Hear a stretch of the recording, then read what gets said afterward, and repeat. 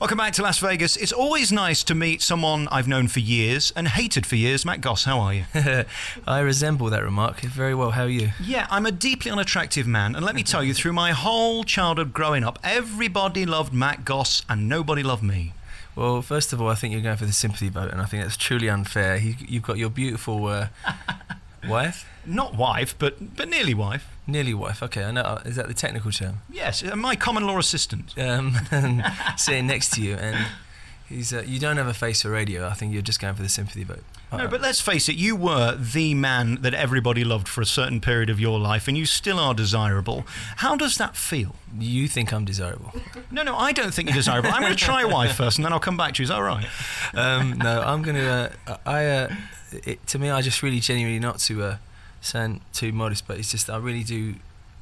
I'm just blessed that I feel I can go out on stage and still sing my heart out and just do what I do. 20 years on, I'm still doing shows, and I'm still singing and writing songs, and I'm connecting with a new audience every night. The crazy thing about Las Vegas is you never know who's going to be in the audience, and some people know me, and majority of people don't, and they want to just be entertained. And so it's a massive challenge, and it's a different hat, but it's a fun one. Let's start right at the beginning. Were you always interesting and entertaining and different? I think that when you're born a twin, I think you immediately have some kind of title, and I think it's a good thing and a bad thing. You got to learn how to fight pretty quick when you're at school. Luckily, you got somebody exactly the same size as you backing you up every time. But it's I think that music was in our blood early on. We were in our first band since we were 12, and I remember our first band was called Caviar. And we had no idea what it was, and when we found out it was fish eggs, we quickly changed the name. And then we went on stage one time, and we were called Ice, I think we were called. And then we went on stage, and our manager at the time, when we were 14 or 15, doing a cover of Careless Whisper, introduced us as Pulse 2. And I got on the mic and I said, no, we're not Pulse 2, we're Ice, like anybody gave a shit. Right. And I thought the 2 was a strange part as well. Who was Pulse? Is there a Pulse 1? But it was just, the music industry is tumultuous, and there's left turns when you think there are going to be right turns, and highs when you think there are going to be lows, and vice versa. And I think that just to stay in the music industry and continue to do what you do is to me is I really believe that's the definition of success. 20-something years later, I'm still doing my thing, and I'm loving it. It seems like the fun's gone now out of show business for the kids. I mean, they come and they go so quickly. I don't think anybody's on the wall as long as you guys were. Do you notice the point when the business just didn't work for people anymore?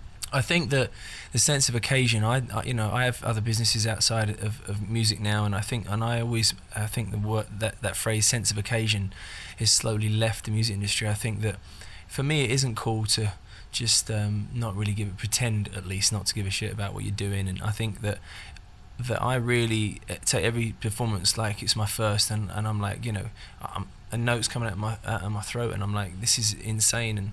And I think that it used to be cool to be, bright and gracious, and now it's cool to be a bit of a loony and whatever it was, the cheeky chappy, I think is a phrase, and I think there's room for that, but I think there's also got to be a sense of occasion in music. Like when I see Stevie Wonder, go and see Stevie Wonder in concert, I'm like, I get butterflies before he comes on, and I think that the sheer love of music, and also when music went digital, as crazy as it may sound, I think when music went digital, I think that the value of music kind of got lost as well. People don't realise it does still cost money to make music, and we're desperately scrambling to find revenue from music. And you can download a track free anywhere on the web now, and that isn't to say that I don't think it should be, but I think there should be some kind of, when you got an album, you'd pull out the album sleeve and you'd be like, wow. That's why I think I heard recently that there were 2 million sales increase in vinyl in America last year. I read that somewhere, and I think it's because of the sense of occasion. People like to figure out what's going on in the artist's mind, and whether it be pop, indie, rock, or in between. It's like, and I think that's the thing. The sense of occasion is the thing that's missing. Another way you can make music and make money at the same time is to sell out Wembley 15 nights on the trot. Yeah. When you were in the height of all of that nonsense, could you believe your luck?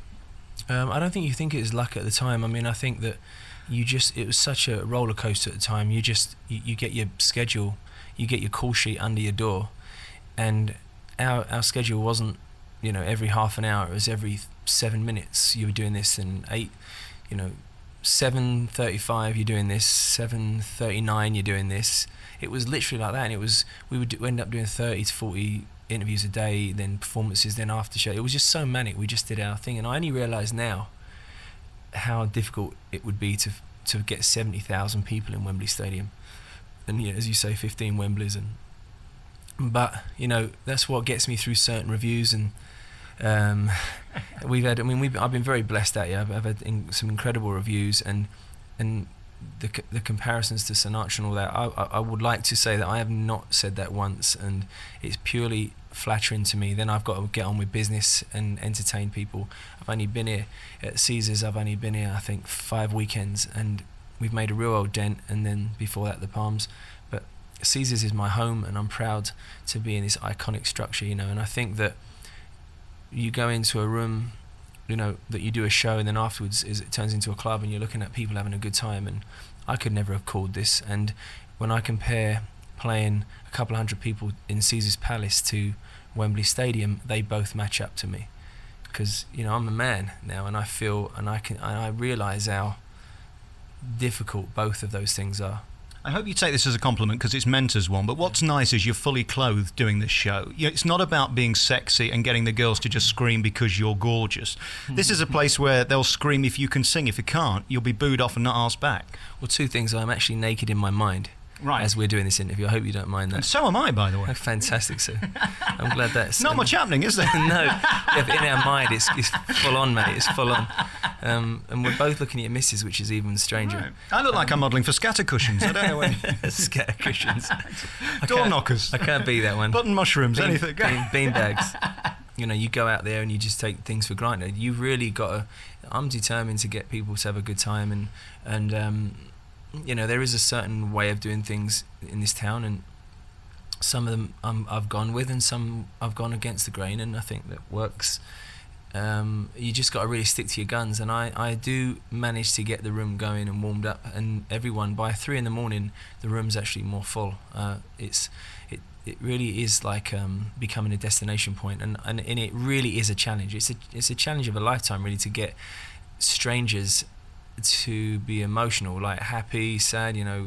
It's a real roller coaster of a show, and I think that the thing that keeps me leveled, I guess, and I've not really even thought about this until now, I think the thing that does keep me leveled, that I have played Wembley Stadium, and no matter what you want to say, whether it be 20 years ago or I have played, and I have sold 20 million records, and I think that if I can sometimes, just in the quiet of my own mind, fully clothed, that's my own personal reality, and I think that's comforting if I'm allowed to be that honest and say that those achievements are sometimes sobering, and they give me peace. So and whether anyone cares or not, it's a sobering moment for me where I do actually think about those things and go, okay, well, this is a challenge, but it's maybe not as big as a challenge as going out in front of 70,000 people, and so I think that again, it's just that you entertainment is can be healing on the craziest level. I recently did an interview for the US military radio, and we had some Marines, US Marines, come to the show. We get quite a few soldiers coming in, and I'm a real royalist, and I'm a real proud Brit as well, very proud Brit, and I'm actually very proud to be an American.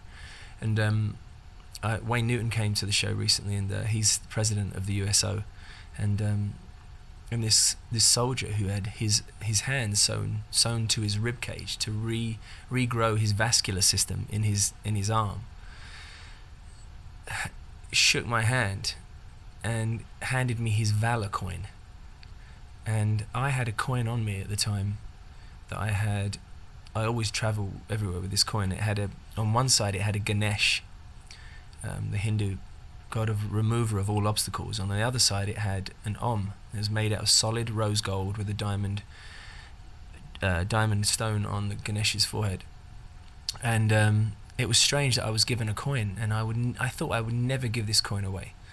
And he's surrounded by other soldiers, and in particular one war hero who I won't name, was a special ops guy, and I handed him my coin at the same time, and the reason I'm telling you this story is because those little moments are so profound to me. They go beyond record sales, go beyond fans, they go beyond performance.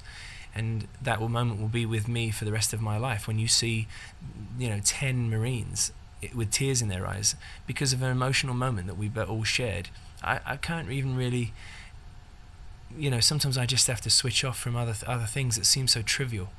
So those little moments to me are humongous moments within my life personally. So I get to witness all these glorious little moments that because of performance, and that's really all it is. And that's, if it can be viewed as just performance, and if some of the Brits can be pleased that I'm out here genuinely representing our lovely island, as well as representing hopefully good entertainment, that's really all it is for me.